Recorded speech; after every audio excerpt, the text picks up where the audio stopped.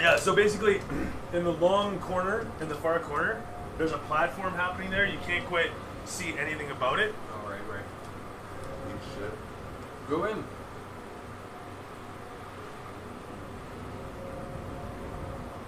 What's up, buddy? See you later.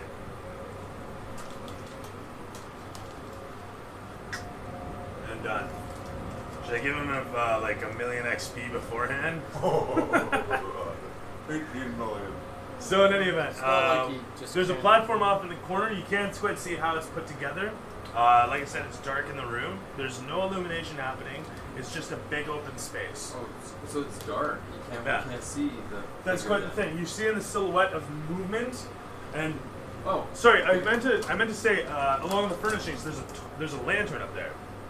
So you're seeing like this pinpoint of light, and you can see a bit of movement with that. I'll light my stuff up. Okay. You illuminate your staff. You're still standing in the doorway out here, right? Well, I'm gonna walk in and I'll take a couple of steps and then light up my staff because it goes 60. Oh, you're not coming with us back? It goes 30 We feet. heard gunshots. You're going back? Yeah, we heard gunshots. There's one- Why? What are you talking about? You heard gunshots. That's a good piece of- Is he the fucking DM? Moving along. Okay, so we don't go running back. No. This is during what he's like doing this for half an hour. This is what He we're made me doing do in it. half an hour. I did make him do it. You can do what? He told me I heard gunshots. Probably. Sure, but we know that's what his character is doing. That's why he stayed up there. I mean, it's a no-brainer. Okay. So we don't go running back. In your opinion, am I staying up there just to continuously You walk shoot into the guys that are room. being resurrected over and over? You're staying the up there, distance. and I'm hearing gunshots. So yeah, you're shooting. In the distance, you hear a bullet ricochets off the ground some distance nearby you. Plus, And I you know hear, I can hear the "Gut!" sound of your gun. I'm like, Ba, that, ba, ba. that was a really pussy gun. Da, ba, da. To us? Yeah, it comes out of the In darkness. the dark room? Yeah. What is he speaking? Oh, I guess I don't understand. Gnomish, near as you can figure. I know Dwarvish, Elvish, and Commonish. So again, it's similar to Dwarvish, right? What does the fellow understand it? Sorry, yeah, Othello does. He is with you at the moment. He says, I am versed in overt anyways. He steps forward, says, Good book, aye, hey ya, boka. At which point you hear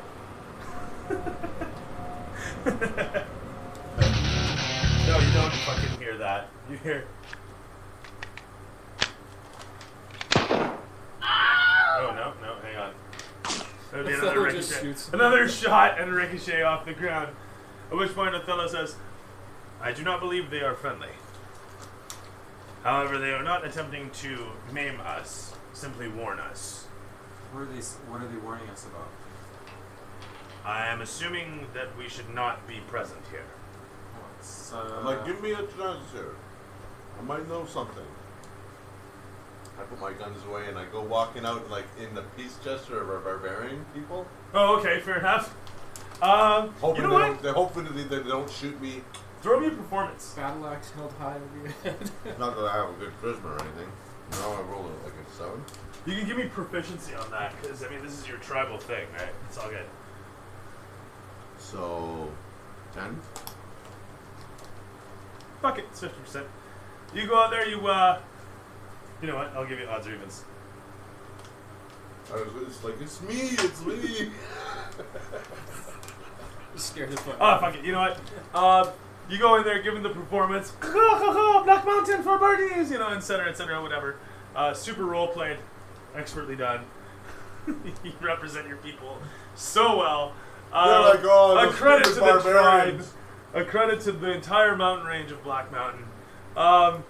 You approach and you hear Babaga, at which point Othello says, I do believe he considers him a friend. Babaga! You hear from up top, and you have no idea what the fuck it means, but insightfully, the tone sounds friendly. In any event, camera swivels over to you guys up here. You and the Negro gnomes, as it were. They look up. They've still got, well, 2 of them still have fingers chained on you. One's got one finger jammed up his nose. The other one still has his rifle out, but it's no longer trained on anybody. And RuPaul has been unheld. I really want to mind thrust the one with his fingers. But I'm not Mike, so I'll hold off. Yeah, I'll go with him. It's not like I'm unarmed, so. Okay. The motions for you to pick up or actually, one of them just picks up your rifle, I guess. It's not like you're not armed. I know, I just said that. It's not like I'm not armed. Yeah. One of them picks up your rifle and offers it towards you, actually. I'll grab it. Just as a scene of, or as a gesture of faith. In any event. I will sling it over my back. A lot of you guys make your ways down the stairs. The one in the lead looks up towards you and says, "You meet, talk, leader, shaman, old man, but small like me." Anyway, so you guys continue down the stairs. Making your ways, deep voices. making your ways further and further down, you end up with the staircase that leads directly downwards even further. Traveling for about a half an hour, you guys eventually come upon this scene. The winds blowing as they were. Moving into the large room. At this point, it's been illuminated some, with the torch being present, being held by the first gnome's partner. So there's 2 gnomes in the basement area here. You met the one who came upon, seeing that you guys were okay while still being covered by the second. That one then joined up. Othello has been translating back and forth, and you've been picking up some of the lingo over the course of the last couple of minutes that you've been speaking back and forth. So one of the things I want to get him to ask is what's happening here. Othello translates as you pick up that, in short, they don't know too much about how it works, but they know that the phylactery is providing their city with something. You can't quite figure it, but that their leader would like to meet with you. They ask you specific questions like, "Are you the people with the flying ships?" Yeah. To which you respond with, Yes, we are. okay. So with this, they get really excited. In any event. Eventually, Ivor comes showing up with RuPaul and several additional of these gnomes. Above you, you hear, and over yonder, from where you're situated, an eruption takes place. A large amount of magma flows from the side of the mountain, exploding outwards in an eruption. Along with it, a whole lot of fried, boiled, cooked, and burned predatory fish. Oh, so now they're not alive anymore. Well, these ones are very, very dead. It varies, and you'll find out more about that shortly. In any event, so as you guys come upon this, as you're led down the stairs and out onto the deck, you see the open doorway, and beyond the open doorway, the group of thoracics, 2 other gnomes, and Taladriel. The man Taladriel feigned himself standing with them. They look over towards you, you look over towards them, a lot of you convene.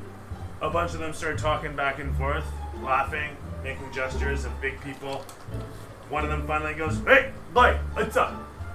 and nods towards the opposite door to the place. About a half hour's travel takes place.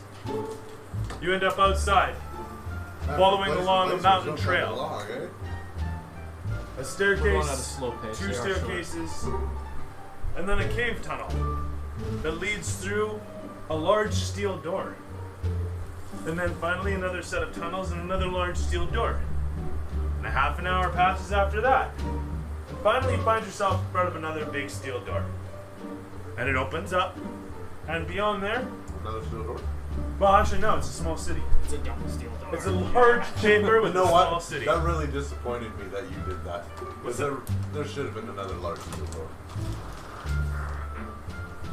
So there's a large city. No, chamber with a small city. Large steel city? A large steel city door? And it just opens right up.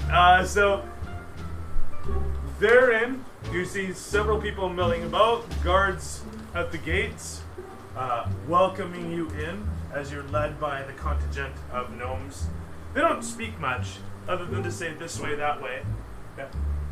The doors, were they closed before they were open? Yes. That's it. Whenever they open them, they actually call out to a guard at each of these doorways, and the guard pulls a mechanism to open it up. These doors specifically will be unlocked from the one side and then swung open. All the steel doors that I'm describing are hinged. Okay, so you guys have now descended for about an hour from the tower, following along the tunnels, past the security checkpoints, and finally coming upon a small city in a large chamber. A large city of steel doors? Just all doors, everywhere. Everybody just lives in doors, closets, full of people all over. It's insane. Favorite band in the place is actually the Yardbirds, but in any event. So finding yourself in the city, you can see the place rife with, well, not much actually, because the place is illuminated in pinpoints and it's really difficult to see anything down here. You're the only one with dark vision. You two have no idea, you can't see shit. The gnomes lead the way. Does my Your rifle. staff glows. does my staff is it bothering them that it's lit up? No. They've got sconces and torches and stuff as decorations. They use light as decoration, but they all have dark vision, so it's not a big deal. I need to keep it lit up then. A lot of very far. You want the Get Smart theme? Why not? So they take us to their leader, right? Do I Take us to see? your Do I leader. see anywhere in the city that maybe they've found Paylor? For all the fucking doors. These are literally dark people just trying to kill you. He's also the guy that's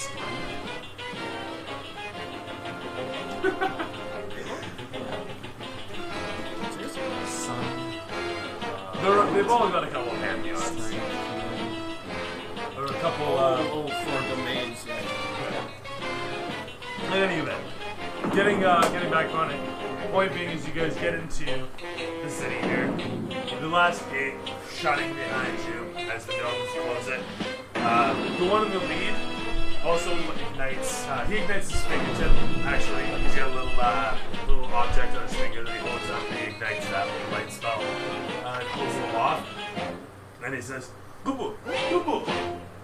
Follow me. You assume that to mean as you guys make your way deeper into the city. Following along the roadway, if you want to call it that, it's more like a sidewalk for large people like yourselves. You mill between the various buildings, coming upon one side of the cavern, the wall stretching up into darkness overhead, but having two large sconces surrounding a larger than average doorway for these guys. So your height, actually, a doorway made for medium-sized humanoids. Inside is also ignited, lit with glowing gems situated in the ceiling. Blue, red, and purple lights scintillate around. And at the back of the chamber sits a door. Between the door and you in the chamber is a bout of furniture, desk, benches, and a few individuals in regal clothes situated having conversation. The guards at this point stand to either side, and one of them leads you in, giving a nod and a wave, saying to follow him in.